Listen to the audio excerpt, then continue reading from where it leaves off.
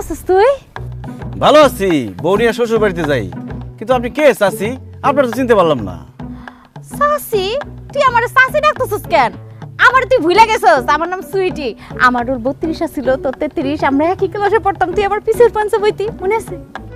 সুইটি, ইয়াল্লা সুইটি, তোরে কি অবস্থা? তুই তো বুড়ি হয়ে গেছিস গা। চামড়া চামড়া ভাস খেয়ে গেছে গা, গায়ের রং কালা হয়ে গেছে গা, মাথার চুল দিয়ে সব পড়ে গেছে গা।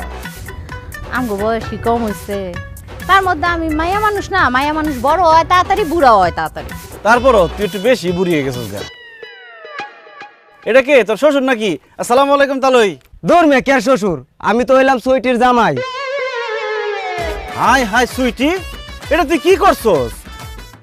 আমাকে লগে যখন পড়তি কত সুন্দর আছিলি, এটা কি বিয়ে করছস? পুরা সুশাম। আমি কি আর বিয়ে করছি রে ভাই?